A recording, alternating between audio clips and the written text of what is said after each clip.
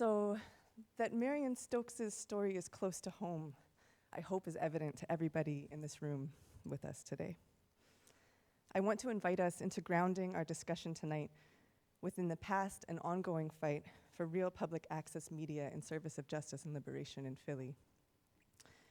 To do this, I want to anchor us in the memory of another ancestor in this ongoing fight, Maddie L. Humphrey, who lived between 1926 and 2001, and whose organizing impact was felt across sectors in Philly, from public health to community safety to public access TV.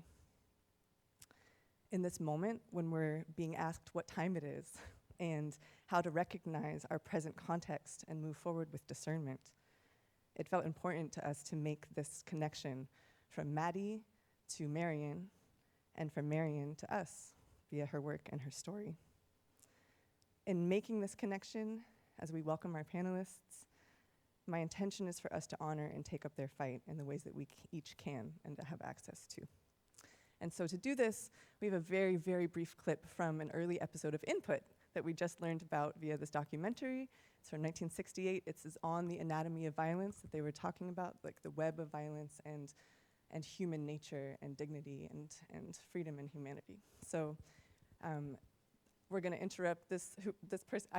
I do not know this person's name, and I apologize for that, but we'll sort of join him in the middle of an explanation of how human nature is innately violent or inherently violent. We can go ahead and roll the clip.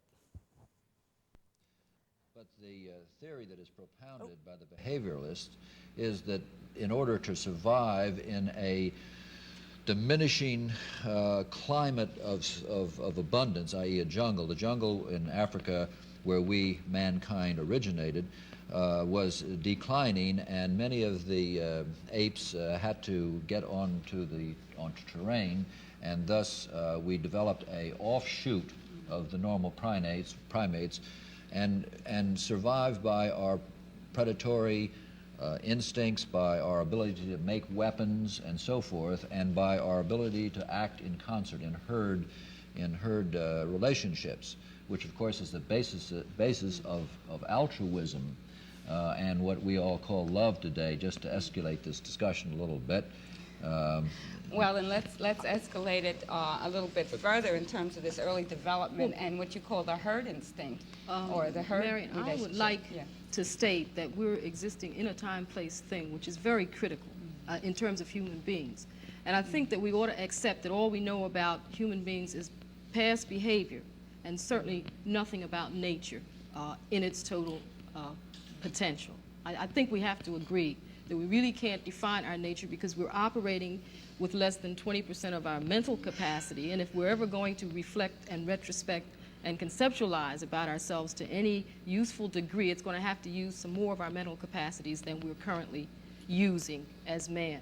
But in terms of the crisis, I feel that the belief in a territorial imperative is a direct threat to my life, and this is why I take the time, you know, like 24 hours a day to speak to that in everything that I do. Because I believe— You're speaking as a black now.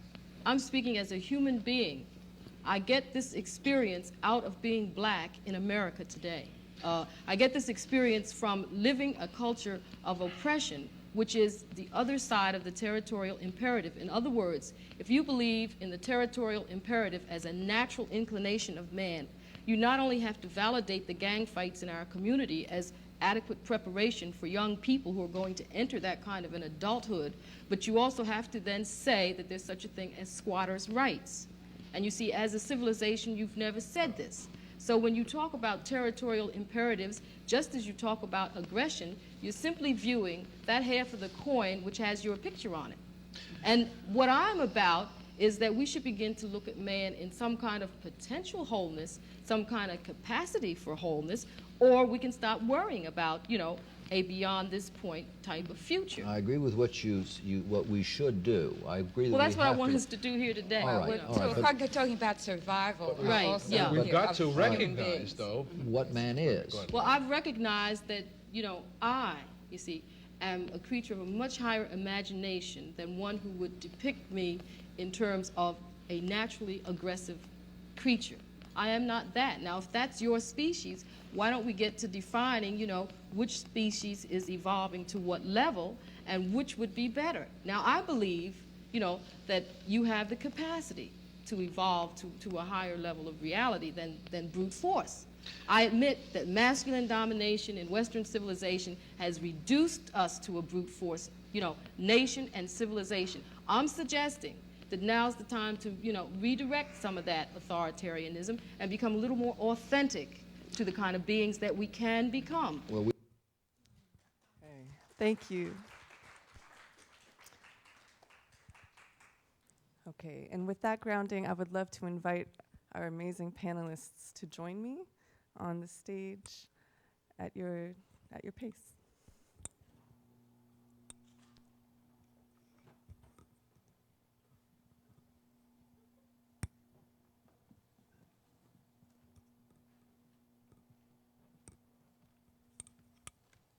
Awesome. Welcome, welcome, welcome. Okay, so I would love to briefly introduce each of you, and then we'll get right into hearing about you and your work and, yeah, all of the things. So let me begin. We are hearing tonight from Lunise Cerin, who is a Haitian-American filmmaker who crafts stories and immerses viewers in worlds that situate embodied and autonomous Black and Haitian women at the center. Oscillating between documentary and narrative for over 12 years, Lunise explores themes such as identity, heritage, and one's connection to place and tradition within a Haitian diasporic perspective. Next, we have Christina DiPasquale. Am I saying your last name right? Okay.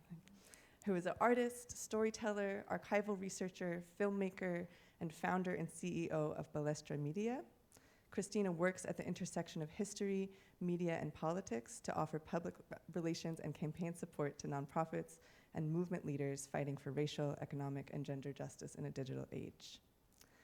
And lastly, we have Shannon Mattern, who is the Penn Presidential Compact Professor of Media Studies and the History of Art at the University of Pennsylvania.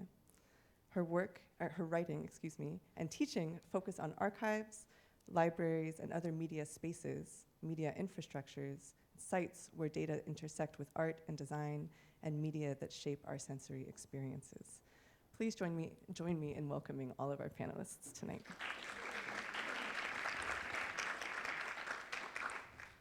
Amazing. Let me find my questions. Okay, so we had a couple of prepared questions for tonight, and so I'm going to use one of those to get into our discussion, but I invite you also to build off of each other in our discussion too. We can leave plenty of space for that. So grateful to be in y'all's presence again. So first, I wanted to ask you, Marion Stokes is an ancestor within lineages of Black and community media and arts organizing here in Philadelphia. And she comes to us through this portal of representation offered by this documentary, which is itself a work of archival assemblage and activation. So I want to ask you, after viewing this now here with us, what might you choose to uplift about Ms. Stokes' life and humanity from within this narrative of her life that we just witnessed? And whoever feels called to go first, yeah, we can work it out.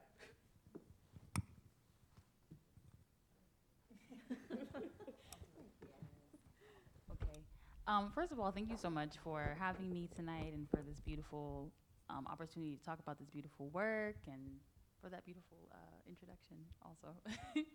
I think this was a really powerful piece, and obviously Marion Stokes is an incredibly layered and complicated person to talk about, but something that I felt like the need to maybe name in the space that wasn't mentioned in the documentary is like where she's coming out of in the 60s as a communist activist, Black woman in America who's doing this kind of work.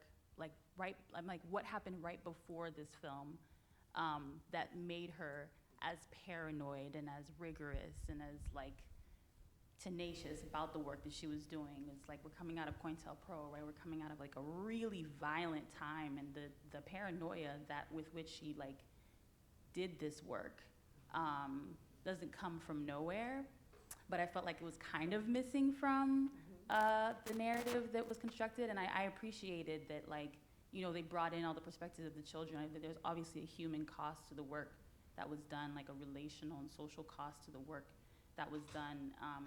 But she had a vision that was coming from like an urgency, you know, coming out of the 60s.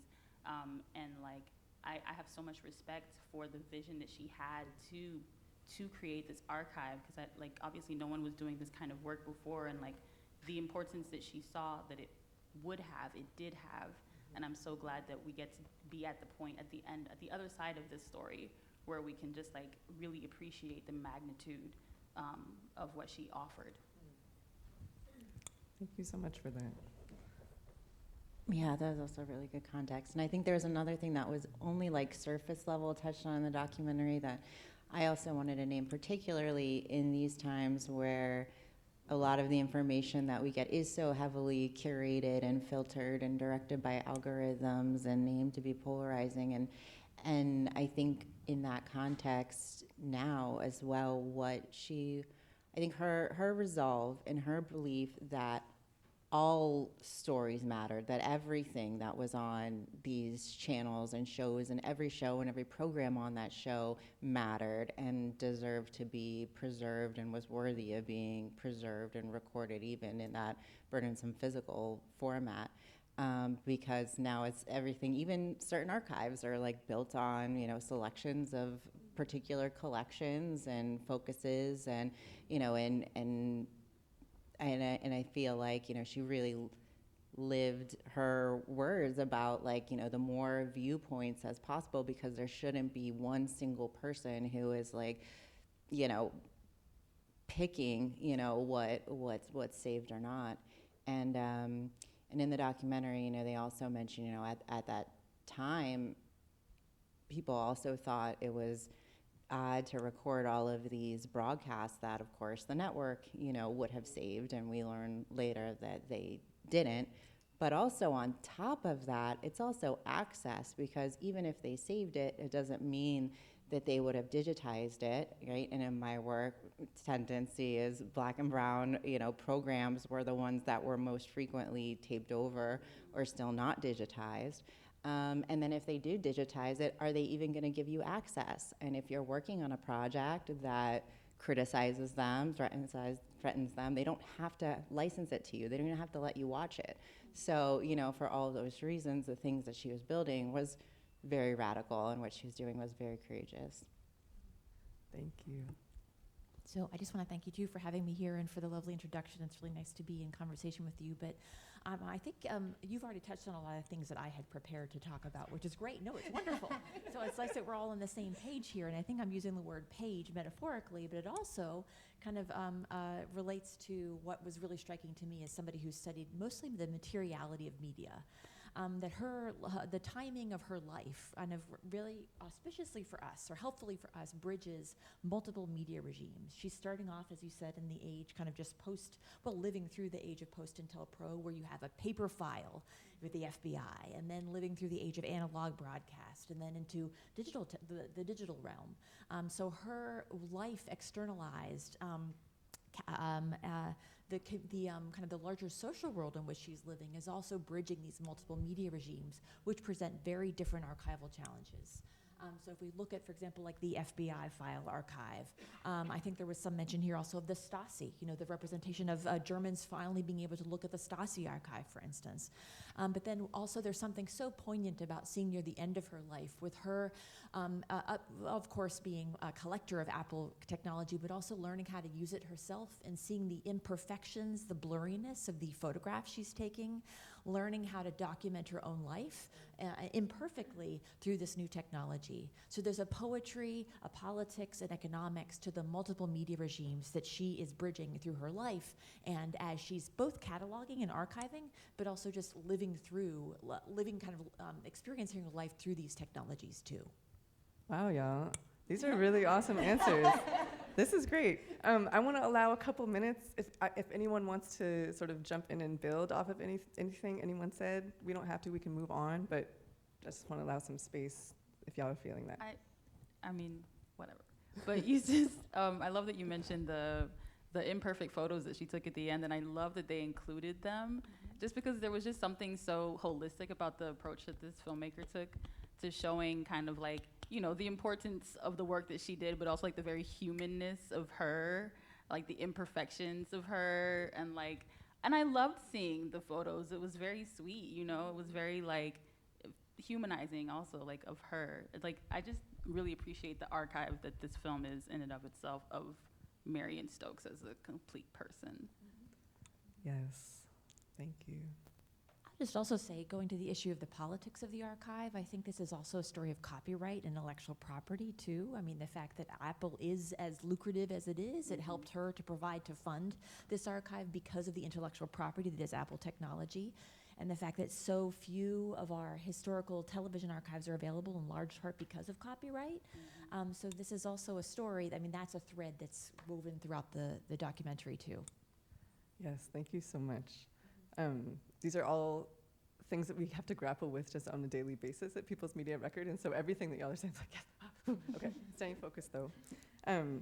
Okay, I'm gonna invite you into thinking about your own practices in relationship to Marion Stokes and her practices. So the question is that Marion Stokes dedicated her life to the work of getting free and met that dedication with a rigorous practice of documentation and stewardship.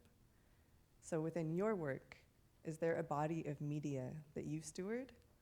What about Marion's project or practice might resonate with your own practices of documentation, collection, assembly, or stewardship?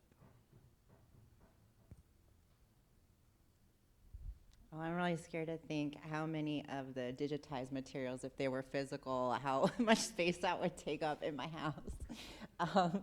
But and just that, I think for me it was like, I really felt her urgency through the film because the archive that I'm building is from the 70s and is an untold story of Latino media.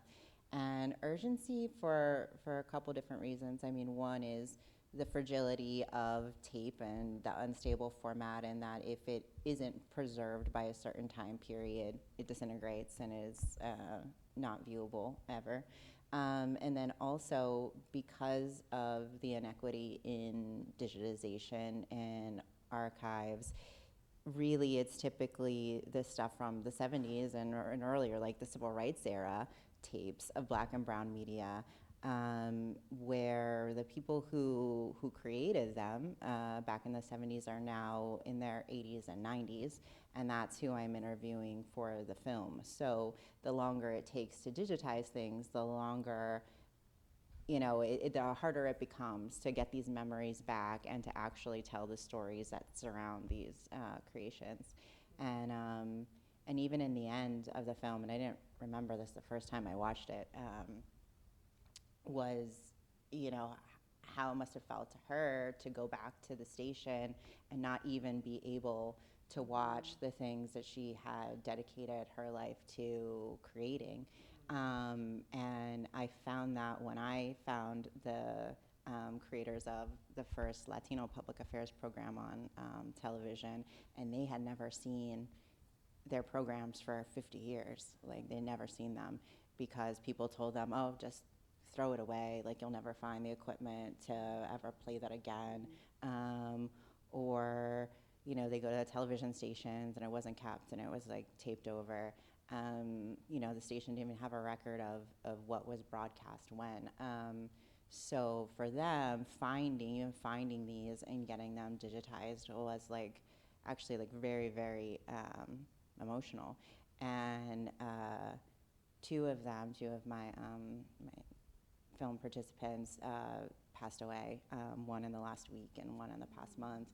And, you know, and their families were like, you know, we would never have like gotten their story, the communities, or like, you know, we wouldn't have known if you weren't able to find that and bring it back and then know to get them in time. And so I just feel like, you know, it is very time sensitive, more than people realize, and definitely a lot at stake, not just for history, but, you know, but people's lives, careers, like their things they were committed to, and a lot that has to do with the civil rights era and what it achieved in media. Thank you so much. I'll try. I mean, within my practice, I can't say that I steward a archive. I moved back to the United States from Haiti like in 2005, and like Google was a really big thing then. And like I remember when I was like in high school, I would Google Haiti or like Haitian whatever, and like every time I did, a dead person would show up, like very consistently. Like you could type in Haitian beach, a dead person would show up on Google Images. So I think that I'm like the work that I do is like building the work that someone else eventually hopefully will archive, that I couldn't find access to, and that's like something that I'm very intentional about. I work in both documentary and narrative film spaces because I think I find that both are needed, and that it's often difficult to find, like, I mostly edited documentaries. It's often difficult to find, like, people with the technical skills to do the documentary work, editing, and so I'm, like, spreading myself all over because I think that, like, we really need to create different images and different stories and different narratives around, like, Haitianness, to talk about ourselves with each other, but, like, for the world as well. And like the last film that I worked on was called The Fight for Haiti, documentary film. And that film itself was an archive of just kind of like the last 5 years of activism around the Pitu Caribe scandal. And like that film, literally that movement started on Twitter. And so much of what that film ended up being was just me scouring Twitter and finding tweets and videos and things that people were sharing with each other and patching them together and making kind of like a timeline of, you know, what the events were and, you know, preserving it in a way, you know. So a lot of the work that I do is a preservation work, a documenting of Haitian American life, Haitian practices, because I've looked for it so much and haven't been able to find it, and I think that it's really important that these pieces exist. But more and more in my practice, I find myself just like keeping things, you know, that I come across on YouTube, and I'm like, oh, don't put this somewhere, you know. So I don't know. Hopefully, eventually, maybe someday I'll be able to say that I have some kind of archive. But for now, it's just me creating pieces that I wish I had access to when I was younger. Thank you. I have to say also, just to your practice, Cerise, just with the challenges of ownership, a lot of these platforms too. I mean, the fact that so many people have deleted their Twitter archives over the years, the fact that your documentary might be the only place that some of these things exist anymore. I mean, and you probably know that web archiving presents a real challenge, and that one of the proposals for that through platforms like Conifer or the things that people at like Rhizome are doing is essentially screen recording. So you're engaging in what is kind of one of the existing practices of web archiving, because the tweets themselves in their native format might not exist anymore. But just in terms of the small things that I do, I'd say just the fact that throughout my academic career, I've prioritized open access publications. So I think my work blurs the line between libraries and archives. So in building an archive of my own publications in open and ethically produced venues, I try to make them shareable and usable in different contexts. I've also documented all the teaching material and made publicly accessible websites for all of my classes for 24 years. And I hear from people around the world that, you know, if they don't have access to particular materials through their own perhaps less resourced libraries, that they can find things on my website, which is really great to know. The classes I've taught have also addressed these things. I've tried to get students, especially those interested in more commercial tech careers, to think about the ethical, political, economic consequences of the work they're doing, and maybe making choices about the institutions and communities they choose to work with. Just last semester, as an assignment to myself to learn about Philadelphia, because I had been teaching at the New School in New York City for 20 years before moving to Penn, I taught a class called Local Media, where I wanted the students to think about, like, what does it mean to have media that are produced in, by, for, using infrastructures that are actually rooted in the place where you are. So that was something most of them hadn't thought about before. And then my work is largely about public libraries, too. I have been on the board of the Metropolitan New York Library Council, which serves a couple hundred libraries and archives across New York City, just advocating for them, making sure they get the funding they need, advocating for them as spaces for the development of public interest technologies also, rather than relying on commercial platforms and service providers who can just delete an entire archive whenever they feel whenever the mood strikes them. So advocating for infrastructures that embody different values that are not solely about profit and whimsical, capricious decisions about profitability. Wow, thank you. You know, across all three of you, I'm hearing, I was hearing really strongly the urgency of connecting the life cycles of materials and the life cycles of the people whose stories are being, and workers being represented in these materials. I'm hearing about the creation of new documentation and new stories, and I'm hearing about access. And I think something that comes up in our work is how all of these things exist alongside each other and are always sort of in the mix and are considerations that inform this work really deeply at all levels. And so I just wanted to thank you for sort of each of your entry points into your own practice. We have one last question that was pre-written for you, and then we'll take questions from our audience. And so our final question is, in this documentary, they talk about Marion Stokes being really savvy in recognizing trends and shifts, especially when it comes to media and technology. So I want to ask you, what shifts do we need to recognize when it comes to media, technology, and digital archiving initiatives, but also speak to whatever aspect of this you feel you want to, especially initiatives such as the Internet Archive, which has been, and other projects that are trying to create just more public access, more access to knowledge, et cetera.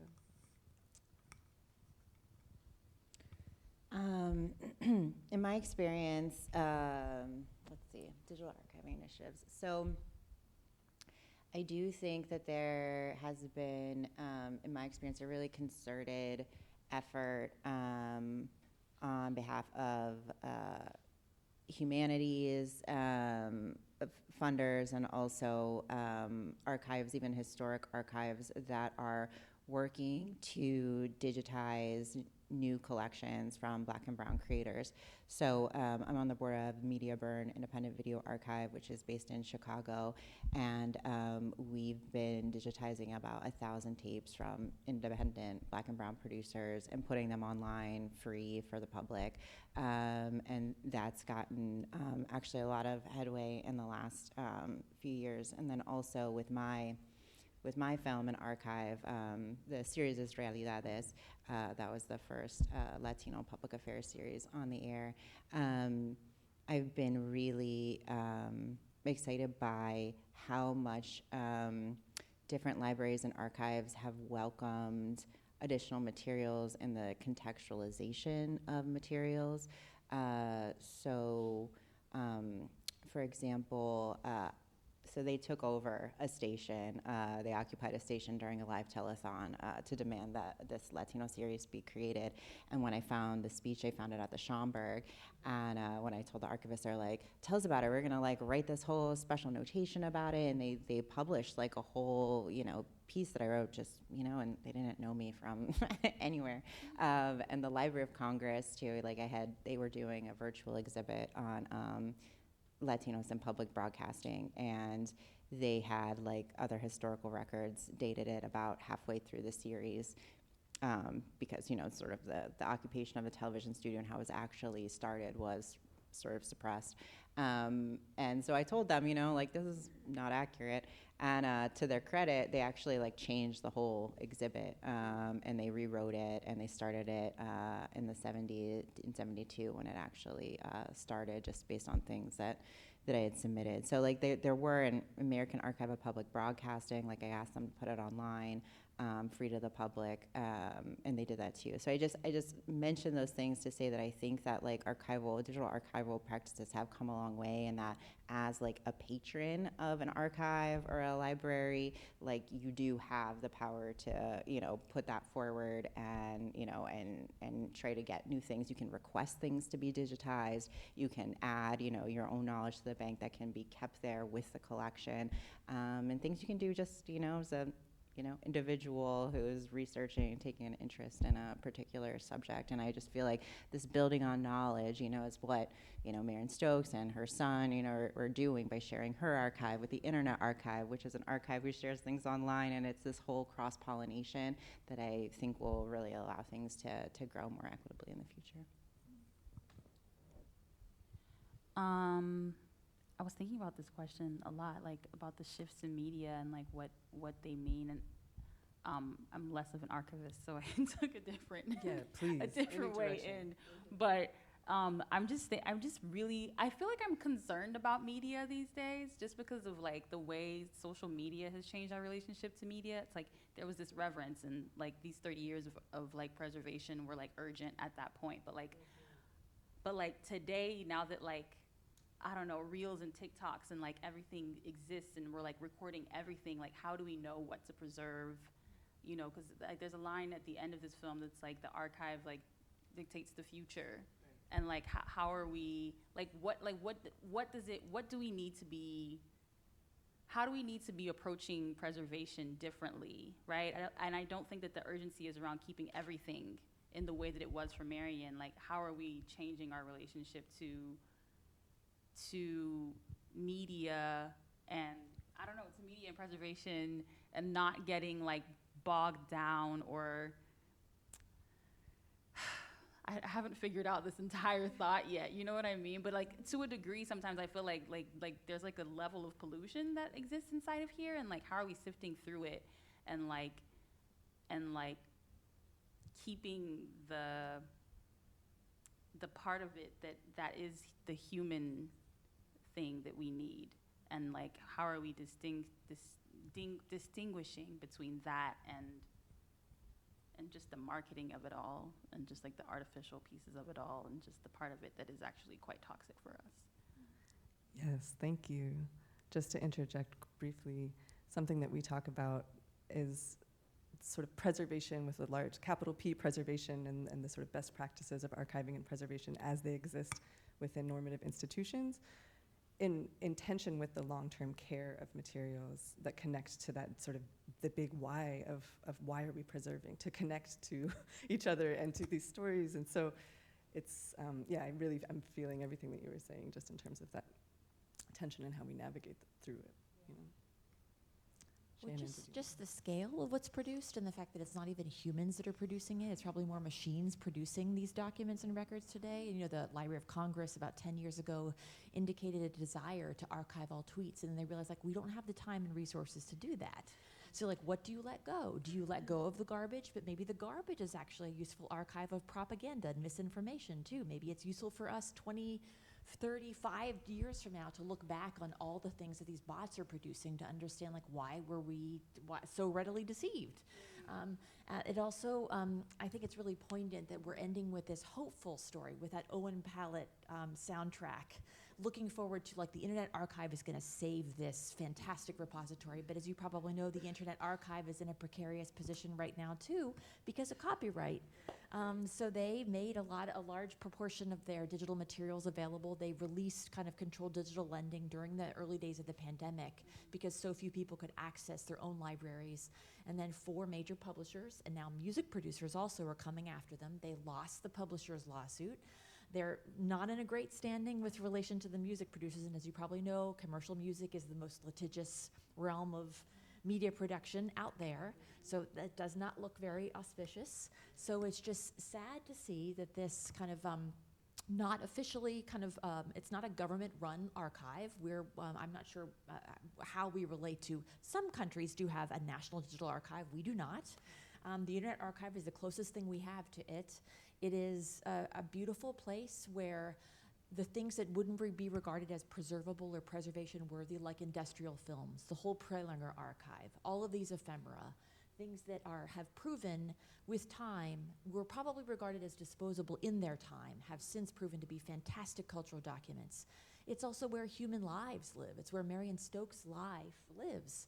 And that entire repository, which is such a gift to not only our country and to scholars, to media producers, but to the world, is because of the commercial landscape we live in and the legal landscape we live in a precarious condition right now.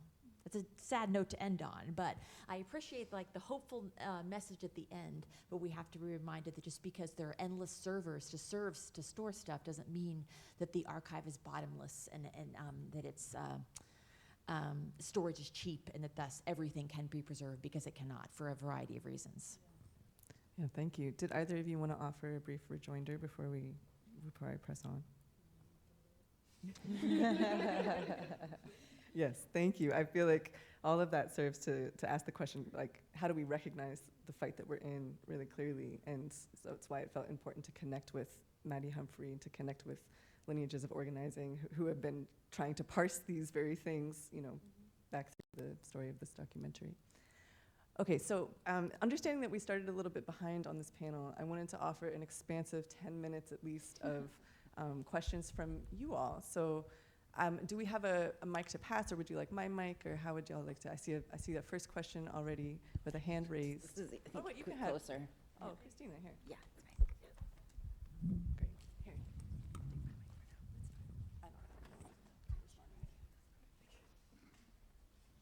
Hello. Hello. My question has to do with concerns about Bowdlerization and censorship of these digital media, and the fact that they're archived. What happens if the proprietors of these films or what have you, they look at something and they decide, oh, well, this doesn't fit today's standards of political correctness or what have you. I'm thinking of the Ian Fleming estate and the Roald Dahl estate, which have both decided to Bowdlerize James Bond novels and some of Roald Dahl's works because they don't fit today's standards of political correctness. And then another, like George Lucas and how he changed some of the Star Wars films. So what are concerns and how to deal with the threat of Bowdlerization and censorship of these films, like even some of those films that we saw that Ms. Stokes had archived. What if people decide, oh, well, this might offend some people, so let's change some of the words here and let's take this out with what people can do with digital technology.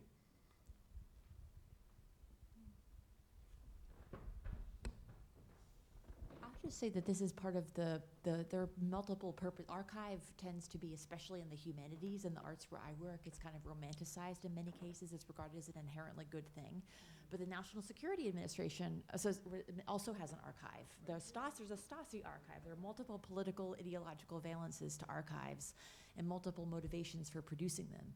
A lot of institutions and foundations will kind of selectively curate an archive to present the best possible face for future researchers. So it's kind of like there's some public relations considerations in curating an archive.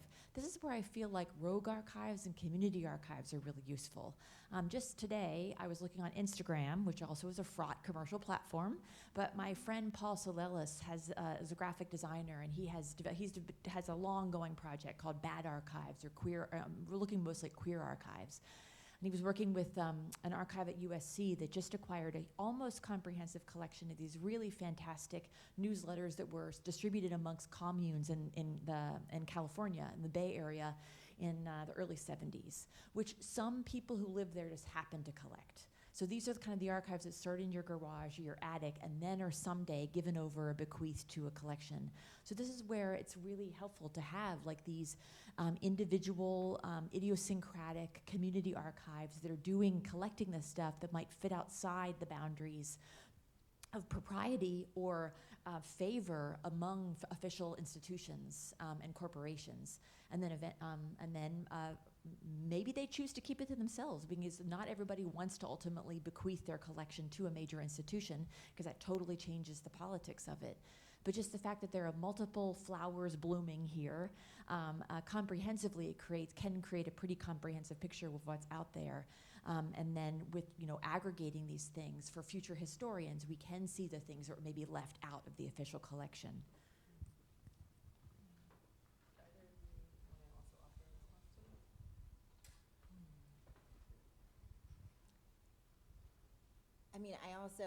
In addition, I do think that is a concern, and I appreciate what you're saying about the protocol, but also, I just want to name like a few other things that also hinder, I guess, accessibility and like understanding the full record. And one is, again, like the Internet Archive, like was mentioned here, is one of the few that exist online, and also that is searchable. So, for a lot of people, you're not going to be able to go halfway across the country to some archive that's physically based somewhere. Then when you get there, it's wholly dependent on what they prioritized to, be processed. There are a lot of times where collections go unprocessed for maybe decades, and it's there and it's stored there, but it's not available to the public.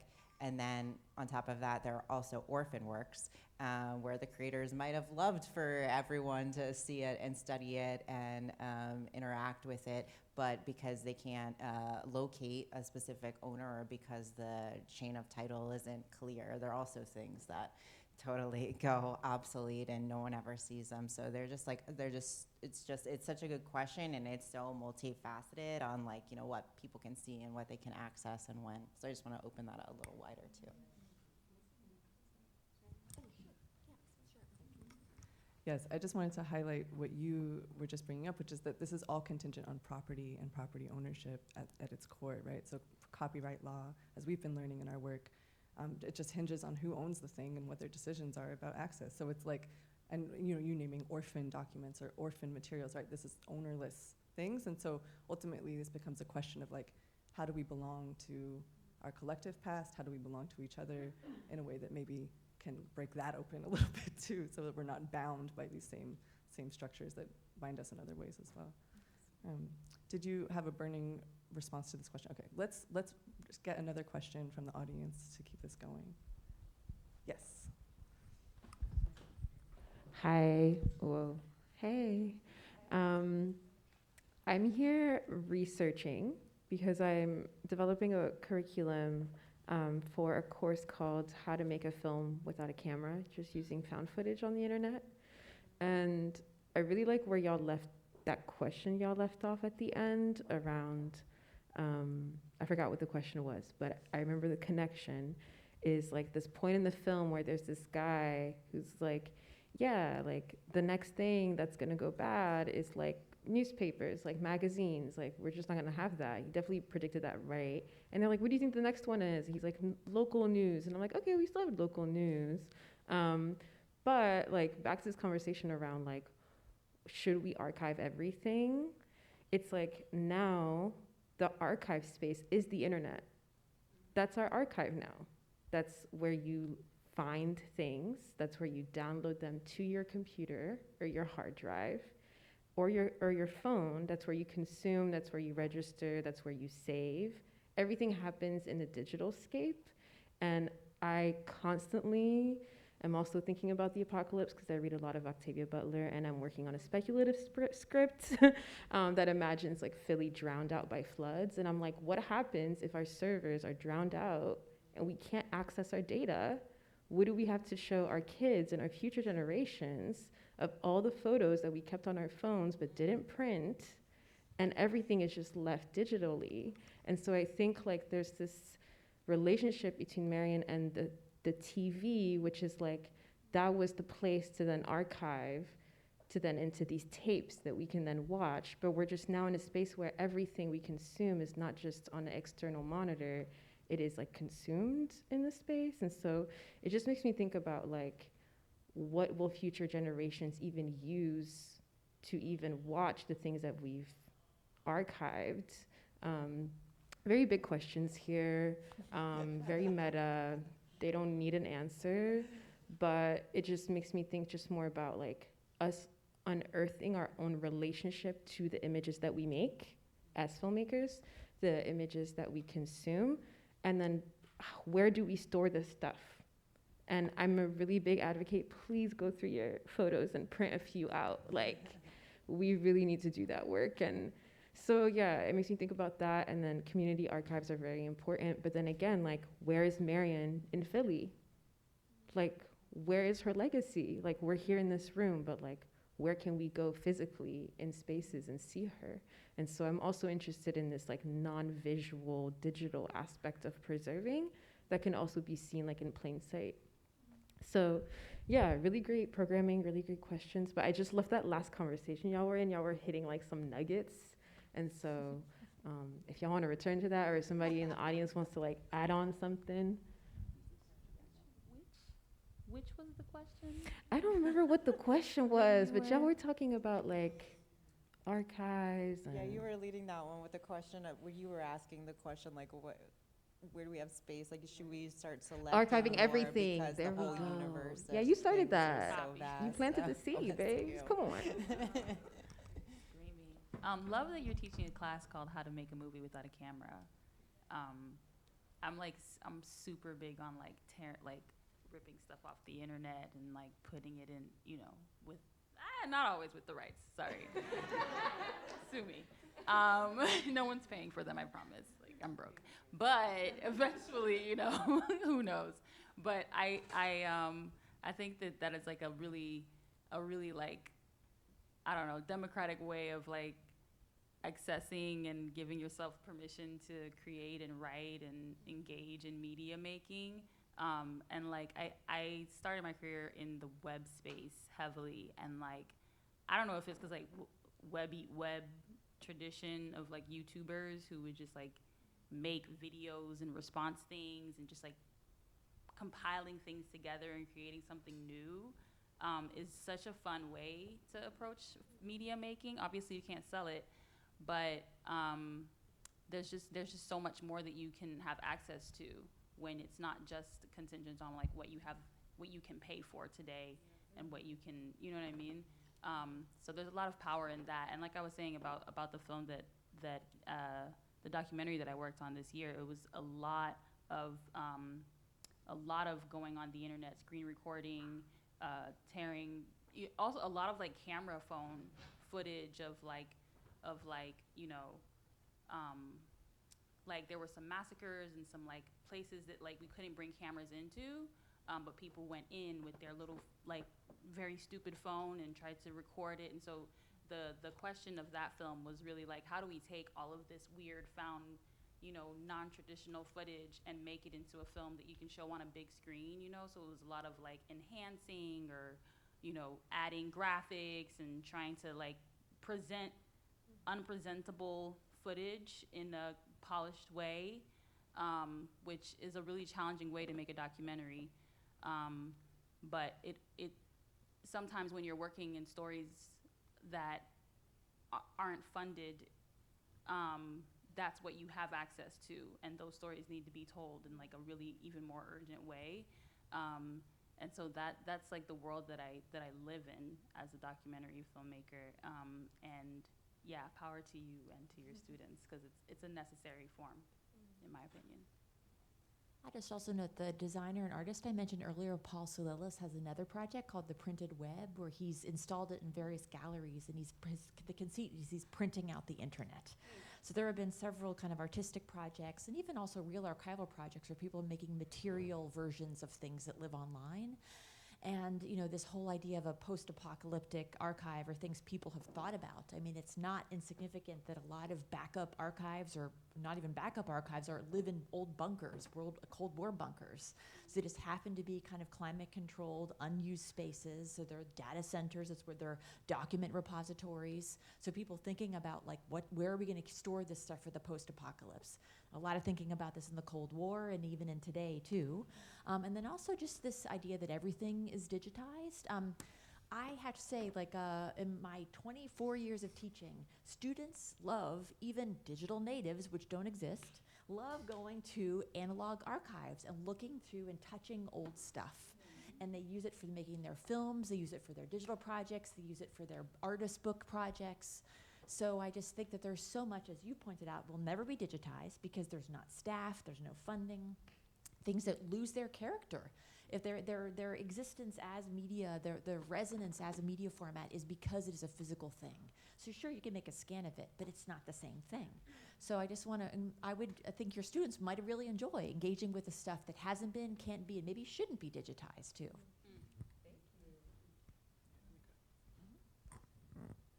Okay, so with that, unless someone is like, I need to ask a question, okay.